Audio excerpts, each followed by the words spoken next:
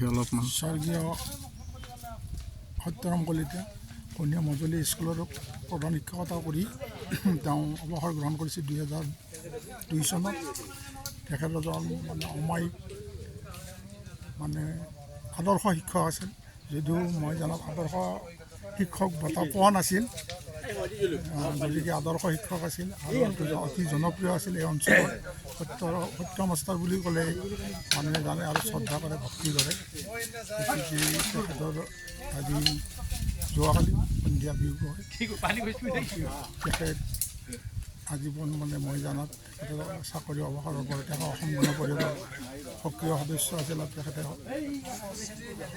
অসম গণ পৰিষদৰ লগত আৰু আমাৰ প্ৰাক্তন মন্ত্ৰীৰ লগত ওতঃপ্ৰোত বা ঘনিষ্ঠ সম্পৰ্ক আছিল।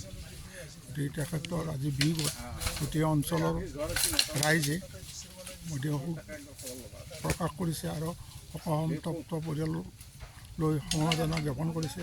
আৰু মই নিজে তেখেতৰ আত্মাৰ চিৰশান্তি লাভ কৰক বুলি আৰু য'তে থাকে তাতে সুখ শান্তিৰে বাস কৰি থাকে বুলি মই ভগৱানৰ ওচৰত প্ৰাৰ্থনা। শাৰীৰিকভাৱে কিবা অসুস্থ হৈছিল নেকি? তেওঁ আজি কিছুদিন কেইবছৰমানৰ পৰা, বেছি বছৰ নহয় যে অলপ শাৰীৰিকভাৱে অসুস্থ অলপ আছিল, যদিও আছিল উঠি ফুৰি আছিল ঘৰৰ ভিতৰতে বা চলি আছিল। 1-1.5 বছৰমানৰ পৰা অকণমান হেৰি হৈছিল, যদিও উঠি ফুৰি আছিল। আৰু মই শুনাততো যোৱাকালিও তেখেতে চোতালতে ফুৰা চাকা কৰিছে। তাৰপিছত হয়তো অনুমান কৰোঁ হাত এটাকো হ'ব পাৰে, হাত ৰোগতে মৃত্যু হ'ব বুলি মোৰ অনুমান হয়। আৰু বয়স কিমান হৈছিল তেখেতৰ? তেখেতৰ বয়স 83 আচপাছ হৈছে। আৰু পৰিয়ালত কোন কোন আছিল তেখেতৰ পৰিয়ালত ছোৱালী 4জনী, এজনী অবিবাহিতা, 3জনী বিয়া হৈছে আৰু ল'ৰা একমাত্ৰ ল'ৰা এজন হয় আৰু সহধৰ্মিনী আছে।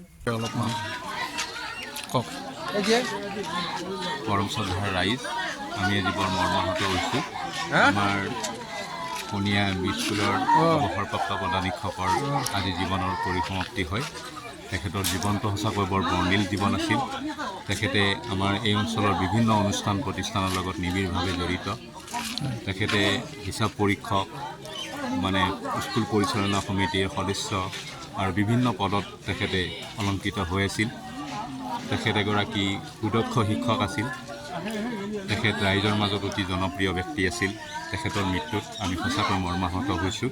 তেখেতৰ আত্মাৰ চিৰশান্তিৰ কাৰণে আমি ভগৱানৰ ওচৰত প্ৰাৰ্থনা জনাইছোঁ।